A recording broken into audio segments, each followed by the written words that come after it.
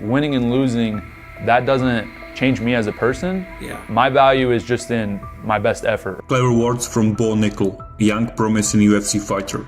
He's undefeated in MMA, fought for the US national team, and won US and the world championships.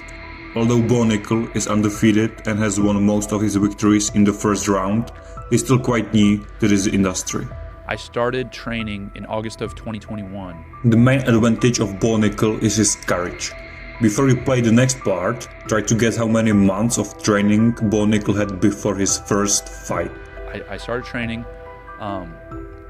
4 weeks later, I was like, yo, let's get a fight.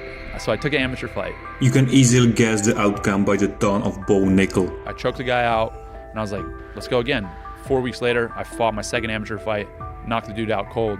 After 2 amateur matches that lasted a total of 3 minutes, Bo Nickal decided to take his game to the next level. I had trained another 6 months, and I was like, let's do a pro debut. And that was in June of 2022. And so I'm coming out against another poor guy who thought like he was gonna knock me out or something, and knock him out in 30 seconds on UFC Fight Pass. Right now I will show you the match Bo Nickal was talking about, and I promise you your chin will drop down.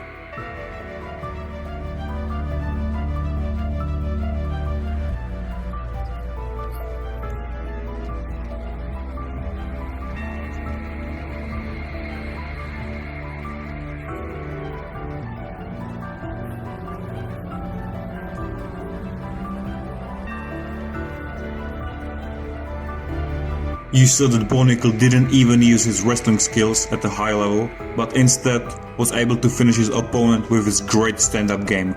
And there is a funny little story behind his boxing skills. Your mom's a boxing coach?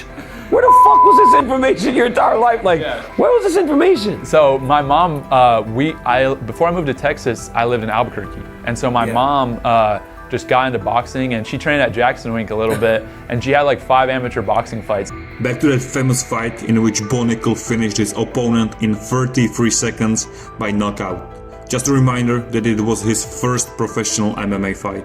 And it did like the most views in UFC Fight Pass history, like more than any other promotion. It was like something like 3 or 4 million views in the week. Nowadays the highlight, or actually the whole fight, has almost 500,000 views on YouTube.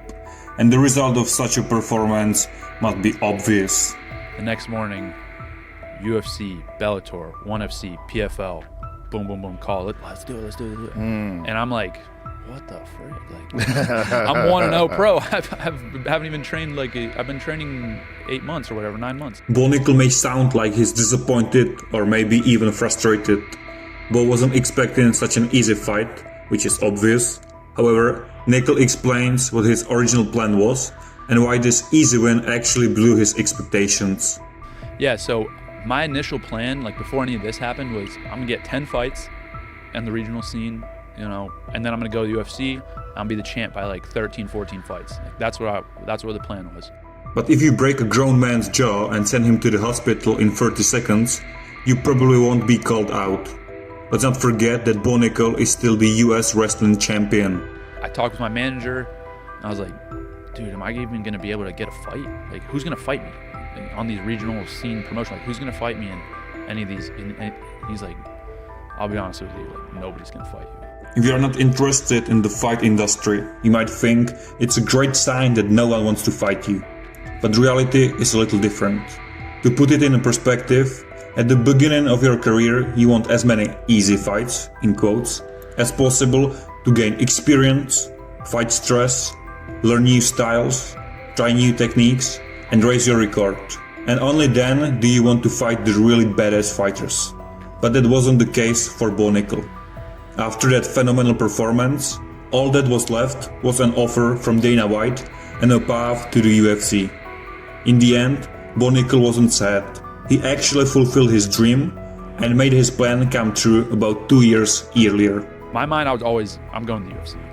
These other organizations, I think they do a good job and stuff, but that's not really me. Like, I'm a UFC guy. I fight my first fight, choked the guy out in a minute.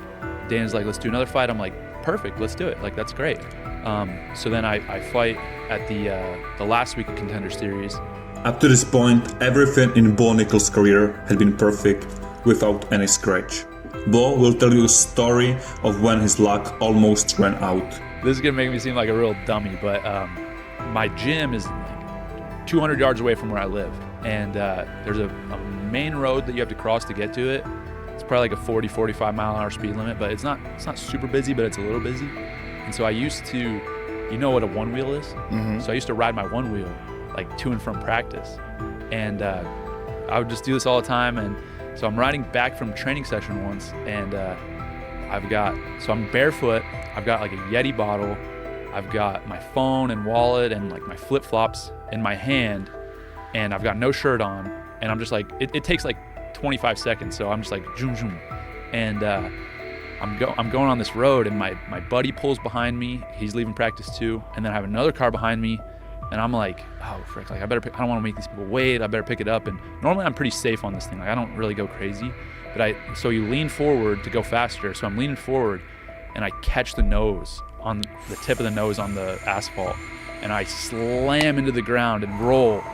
And my Yeti, I have like a 64-ounce Yeti, it's flying in the air. My shoes, wallet, everything's flying in the air, and I hit and rolled, and I just was like, get off the road, you're gonna get hit by a car. So I popped up, grabbed my stuff, and got off the road, and my buddy's sitting there in his car, and he's like, and I was like, oh, I just jumped in the car with him. And I'm like, take me home, bro. And he just pulls into my driveway, and he's like, you all right? And I'm like, oh, yeah, I'm good. Like my shoulder hurts a little bit, but I'm good. And I checked on my app. I was going 23 miles an hour. Oh, Jesus. So I was flying. And then, I was like, I'll be fine. Like I kind of hurt, my shoulder hurts a little bit. And then 4 hours later, I like couldn't move my arm. I was like, I could get up to like here, and that was it. For your information, this is a symptom of a broken bone or a sprained joint. Everything looks fine until blood leaks out of the destroyed veins and blocks mobility in the joint.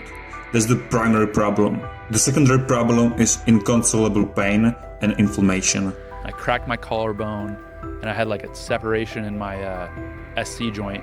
Oh, Jesus. And I was like, this was 10 days before I was supposed to fight my second contenders fight. And I was like, dude, what am I gonna do? Like, this is terrible. And so I go to the athletic trainer at Penn State. He's like a magician. He's amazing. He's worked with the wrestling team for 30 years, and he does a lot of like, he's more like Eastern philosophy guy. So we're moving energy through it and doing a few different things. And personally, I'm not interested in Eastern medicine, but the main purpose of a doctor is to heal, and sending energy and positive vibes through the bone really help. And that is the main purpose of the whole healthcare system. However, this is not the end of Bo Nickal's story. The tide is still coming in. I'm like, okay, if I wake up tomorrow and I don't feel significantly better, like I'm gonna have to pull out this fight. And so I woke up the next day and I was like, all right, it feels okay. It felt better. So I hit pads and like did a couple things, and then I was like, all right, whatever, let's just do it. So let's freaking go into the fight, and I knocked that dude down, hit him in a triangle, choke him out, win the fight in whatever, less than a minute. And I'm like fired up, and I'm like, let's go, let's do it again. Get me in there again, December. I tell Dana and Hunter, and they're like, done. And so then everybody's like, he's fighting December, and I got back home, and I was like, maybe we hold off a little bit. So then we pushed my next fight till March, but I don't ride the one. Moral of the story, I don't ride the one wheel anymore. Yeah, fuck those things. Even his perfect amateur career, representing the best country in wrestling, entering the UFC after a few fights, Bo Nickal still remains humble. And here is his recipe for keeping his feet on the ground. As a kid, like, I'm wrestling all the best kids in the country, traveling around constantly, and you kind of have to learn to deal with loss and deal with adversity. And if you get overconfident, if you get cocky, if you think you can't be beat, you're always going to be humbled, right? Yeah. And I think that every wrestler that started as a kid that had a lot of success has experienced that at one point. And so for me, I realized that at the end of the day, like, winning and losing, that doesn't change me as a person. Yeah. My value is just in my best effort, right? Like, I want to go get better every single day, and if I put my best effort out in the fight, regardless of whether I win or lose, I'm going to be happy with that. Bo Nickal is the perfect balance of humility and confidence. Personally, I would like to see more fighters and generally people like Bo Nickal. But, as a 27-year-old man with a lot of life experience, I feel fully prepared for whatever happens in there. And so, if he expects to shock the world, I think he's going to be more shocked than anyone else. How do you all see Bo Nickal' future career? Will there be any downfall? I look forward to hearing your thoughts in the comment section. And stay hard.